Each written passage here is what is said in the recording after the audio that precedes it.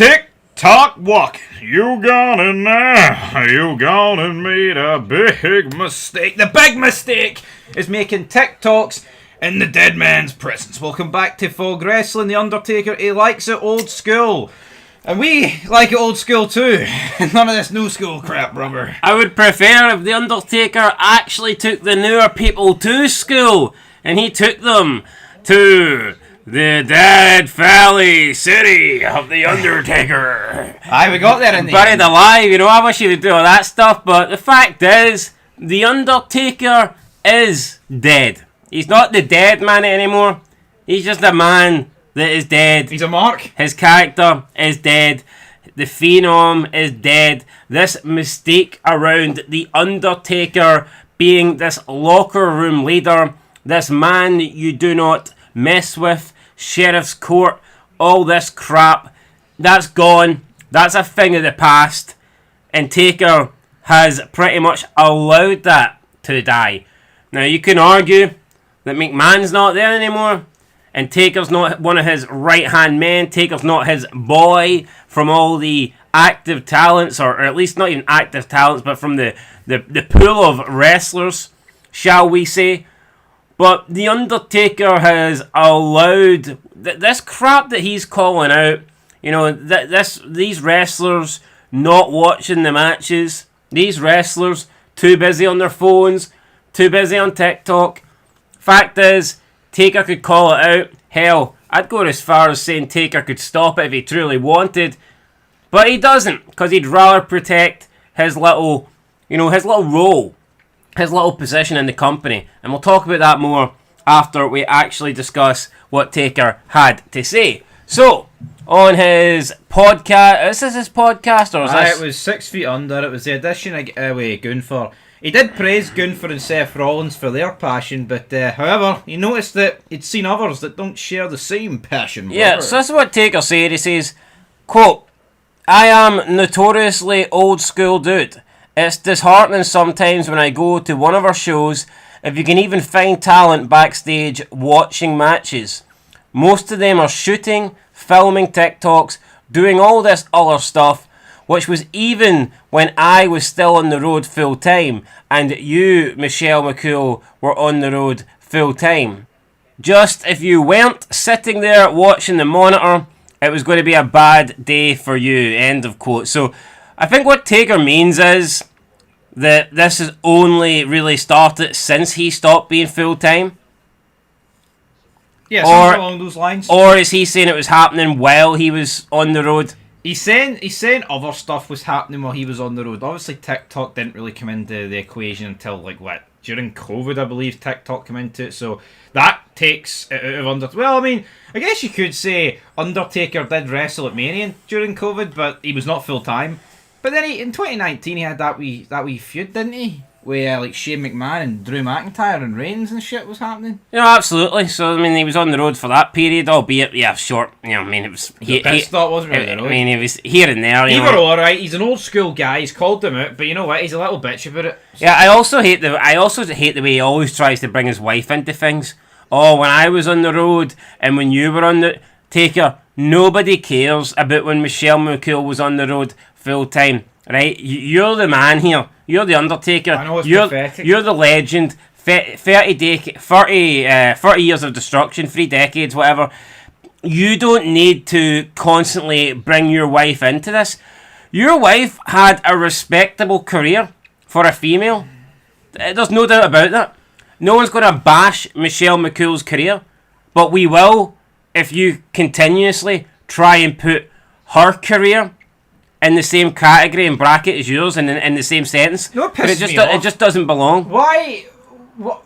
I think it's an American thing, right, as well, but where is the banter, right? You see, if Michelle McCool was being fucking real, you just put her over there to a degree. It's like she had a respectable women's career, right? But see on this podcast, see when he says this, I was on the road full time, and then he could even point out, here, you were on the road full time, but then she could say something funny like, yeah, but I was a jobber compared to you, hubby.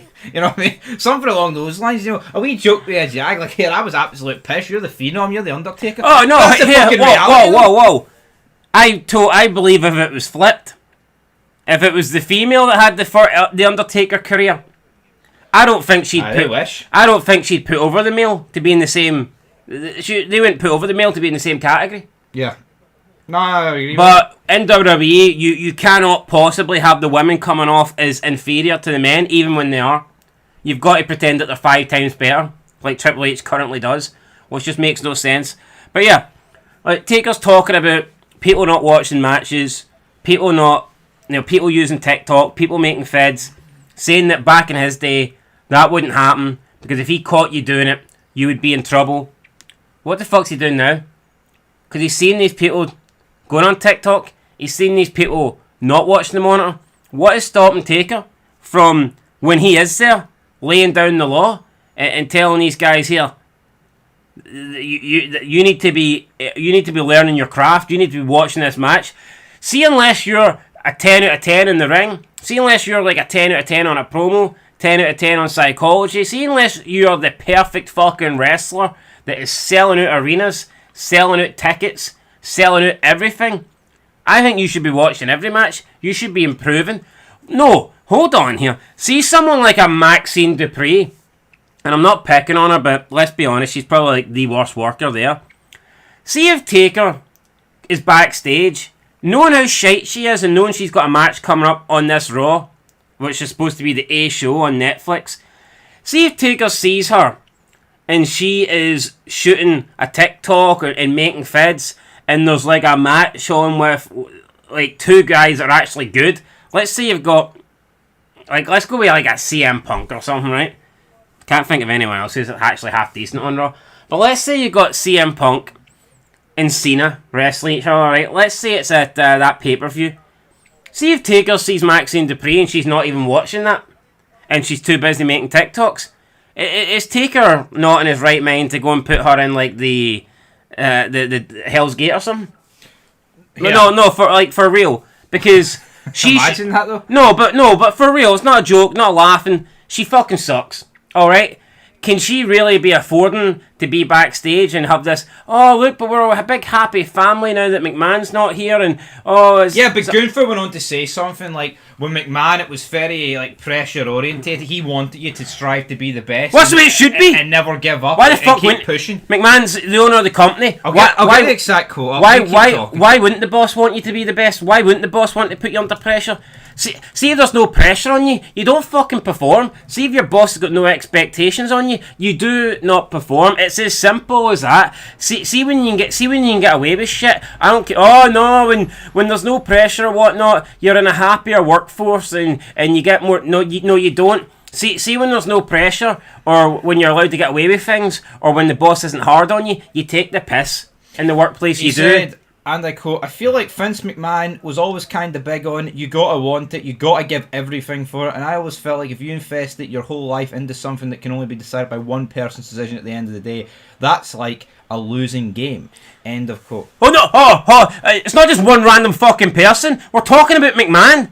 The man of professional. If you wanted to be the number one guy, he had to be the one you had to please. He had to be the one you had to impress. Fucking Gunther is making it feel like, oh well, there's no point, divining your whole career and moulding your whole career in one guy's opinion. There is when it's McMahon's opinion. He's only saying this though because McMahon didn't like him, or Triple H sucks his fucking nipples off, right? Couldn't LA Knight and like Carmelo Hayes have the exact same opinion about Triple H? Yeah. 100%. Because they're just not getting used.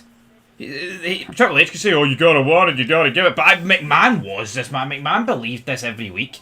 I mean, look how he did the Kurt Angle. Here, I'm going to tell you this promo word for word. You better go and fucking deliver it. I'm not telling you it twice. Left him on double one. And Kurt hit the fucking wire. How fucking bad, though, is that logic, that reasoning? That thinking for Gunther. No, but he says that while looking into the eyes of the dead man. Yeah. Taker just sits there. Yeah, we'll get into that in a minute, but like, there's no point working your entire career and trying to work around one guy's opinion. Like it's some random fucking guy. Yeah. It's the guy owns the company. We're not talking about Shane Helms. Gregory Helms, he's a backstage producer. So I don't think you should work your entire career to base your wrestling around the style that Gregory Helms likes and what he wants. Yeah, I agree. Why the fuck would you? Why would you base your career and work towards doing what Gregory Helms wants to? But McMahon, the owner of the fucking company, the guy that put wrestling on the map. Oh, why? It's the opposite. Of course you're gonna. Why wouldn't you want to him to be the guy that you're trying to impress the most? It makes absolute no fucking sense. And we have Gunther sitting here saying this to the Undertaker straight across for him, and Taker's laughing, Taker's letting it go like it's no big deal. See if Taker was a man with any sort of fucking respect for Vince or for himself and the work that he and all the other legends that have... Because listen, Taker, no doubt about it, is a legend, and for so long he protected kayfabe, right? And he did help run the business. Cannot deny it, right? But how can he sit there and just let Gunther take that sly dig? Taker should be like, what are you talking about? One man's opinion. That is Vincent Kendick, man. His opinion's the only opinion that matters. Because it didn't matter. See, back in the day, Pat Patterson could have thought you were the greatest wrestler and fucking loved the shape of your arse. It did not matter. See if McMahon thought you sucked. What chance did you have? See, McMahon didn't... Oh, but Briscoe, he wants to do some body work on your nipples. No, he doesn't. It doesn't matter a fuck. See, if McMahon thought you were shite, you weren't going to be a world champion. His opinion was the only opinion that mattered. And now Gunther's saying, I don't think you should work your entire career for one man's opinion. When it's Vincent Kennedy McMahon, yes, you do. But then it's funny. There's fucking losers out there that work their way for the opinion of one guy, and his name's fucking Dave Meltzer.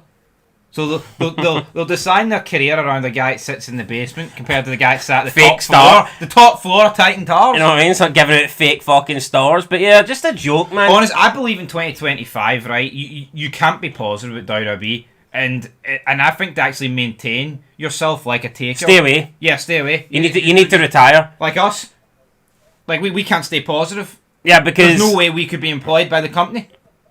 Yeah, well, not that would ever happen, but yeah, it's like, if you're being honest, and say what you fucking want, and a lot of people dislike the guy, but Vince Russo has essentially blacklisted himself for WWE because all he's done is bash it ever since he started doing podcasting, and rightfully so, because the company has been shite. And see if Vince Russo was like all these other kiss-assers that was angling for a job, he could have. He could do his little Raw and SmackDown reviews, and he could say it was a great show. He could give it 9s and 10s, and he could say, oh, it was so creative, and everything was wonderful, and it was magic, and it was a well-worked match, and everything was as good as it could be, and this is the best period that wrestling's ever had, and that wrestling's better now than it's ever been before. And I'm sure he could get himself a job backstage, but at least Vince Russo has got respect for himself, and like, what is the Undertaker doing? You know what? He could go, but he's not the locker room leader. Here, what, you trying to tell me when Taker walks backstage and Bayley's standing there, people are looking up to Bayley? Are they? Fuck, right? See when Taker walks into the locker room, now, I don't know why he'd walk into the women's like, but let's just say, for example, he fucking does. Bayley gets on her hands and fucking knees, and see if there was like a locker room leader armband or something that he wore, she'd take it off and pass it to the dead man, and we all know that, right? So let's not pretend that when Taker doesn't show up, he is the top dog, because he is, right? There's no doubt about it. See, when Taker shows up, nobody cares about Bayley, nobody cares about Seth Rollins, or these other, or Cody fucking... You think Taker walks up and people got more respect for Cody than they do Taker? Absolutely not. But he doesn't say shit. When he's backstage, he could tell these people, why are you making TikToks? Watch this match. He could tell them.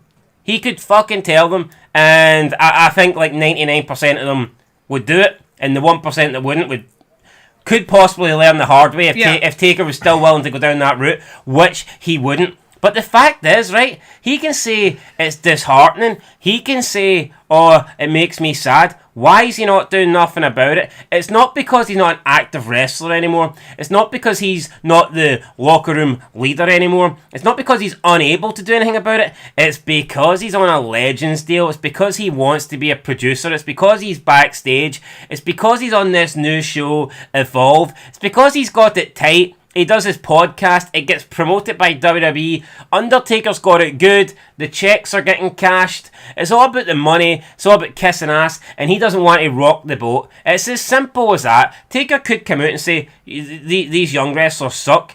They don't have what it takes. They don't have the right attitude backstage. They don't have the right mentality backstage. They're a disgrace to the locker room. But imagine if he comes out and says that. No, yeah, his Legends deal gets put in the paper shredder and he gets buried. So he can say he doesn't like this, he doesn't like that, but what he's willing to do is he's willing to sell out and he's willing to accept it just so he can keep making money. And honestly, man, to me, if you stay in the wrestling business, I think it tarnishes your career. Yeah. Let's look at Legends, right? If we look at Legends, and if we look at people that we kind of hold above anyone else at this moment in time, I think the two people at the top of the fucking ladder, on each side, climbing it, the top rung, is Hulk Hogan and Stone Cold Steve Austin. And now you could argue, well, they're top of the ladder because they're guys number 1 and 2. Right? They were the biggest stars. You could argue that's the reason.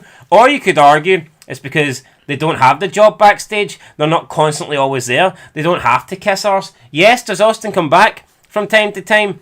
He does. And did he take a stunner once for Becky Lynch in the COVID era? Yes, he did. But he doesn't come out and he doesn't kiss the arse and he's not backstage with all these fucking losers pretending that they're great. And the same thing with Hulk Hogan. In fact, anytime I've heard Hulk Hogan speak about wrestling, which, to be fair, I don't think he really did, but anytime he did, he wasn't saying positive stuff. He wasn't blowing smoke up your arse pretending that it's great. No. Yeah, no, but with Taker, Steve Austin was on that. What's that new show? Is it Evolve? Aye. Steve Austin was on that and putting over all these generic people and then turning up on NXT and telling Trick Williams, oh, I've got a bunch of hungry guys that are ready. I would lose respect for Austin. I'd be like, Austin, deep down, you know these people fucking suck and will never draw a dime. Why are you pretending otherwise? See Undertaker, when he used to come out, he used to felt massive. Now he's just appearing and throw away NXT. To fuck and putting over Rhea Ripley. The mystique is dead. Putting over Rhea Ripley. That's embarrassing, man. Anyway, I think we'll end it there. Taker... yeah, he's selling it. No other way of putting it, like. It's disgusting. It is, but we're going to tuck into kebab. That won't be disgusting. But until next time, peace.